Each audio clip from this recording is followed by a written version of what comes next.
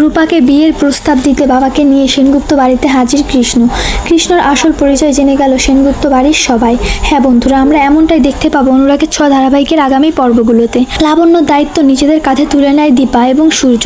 দীপা এবং সূর্য লাবণ্যকে অ্যাডাপ্ট করে এবং লাবণ্যকে বলে, আজ থেকে আমরাই তোমার মা বাবা।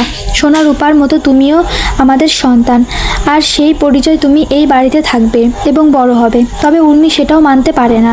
লাবণ্যকে উর্মি দু চোখে দেখতে পারে না। তাই দীপা সূর্য যখন লাবণ্যকে অ্যাডাপ্ট করার পর সেই মুহূর্তটা এনজয় করতে থাকে, ঠিক তখনই উর্মি লাবণ্যকে ঘাড় ধাক্কা দিয়ে বের করে দিতে চায়। উর্মির এই বাড়াবাড়ি বরদাস্ত করে না রূপা।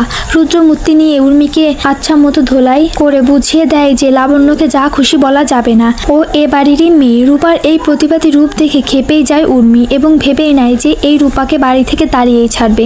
সেই মুহূর্তে সেখানে কৃষ্ণ আসে এবং কৃষ্ণর সাথে রূপা বেরিয়ে যাওয়ার আগে মাকে জানিয়ে যায় যে সে অনেকগুলো প্রোগ্রাম করার সুযোগ পেয়েছে, সেগুলো সে করবে এবং রেস্টুরেন্টের বাকি টাকা সে পরিশোধ করে দেবে। যদিও রূপার টাকা কেউই নিতে চায় না, বিশেষ করে দীপা অভিমান করে নিতেই চায় না, কিন্তু রূপা বুঝিয়ে দেয় যে সে মায়ের পাশে থাকবে। রূপা বেরিয়ে পড়ে সেনগুপ্ত বাড়ি থেকে। রূপার যে মন খারাপ সেটা ভালো করে বুঝতে পারে কৃষ্ণ। তাই কৃষ্ণ রূপাকে বলে যে একদিন সবকিছু ঠিক হয়ে যাবে।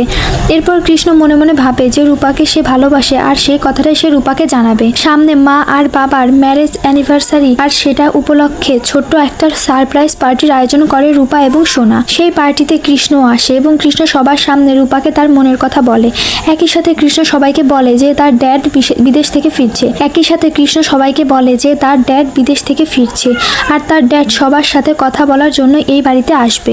পরের দিন সকাল হয়ে যায় এবং কৃষ্ণ তার ড্যাডকে নিয়ে সেনগুপ্ত বাড়ির দরজায় এসে দাঁড়ায়। কৃষ্ণ সবার সাথে তার ড্যাডের পরিচয় করিয়ে দেওয়ার জন্য ড্যাডকে ভেতরে ডাকে। অন্য কেউ নয়, কৃষ্ণর বাবা পারিজাত সেন, অর্থাৎ মিশকার বাবা, যাকে দেখে সেনগুপ্ত বাড়ির সবাই চমকে যায়। তো বন্ধুরা, তোমরা এটাই জানতো যে চক্রান্তকারী মিশকাকে সকলের সামনে ধরিয়ে দিতে পারে রূপা? কমেন্ট করে জানাতে ভুলো না।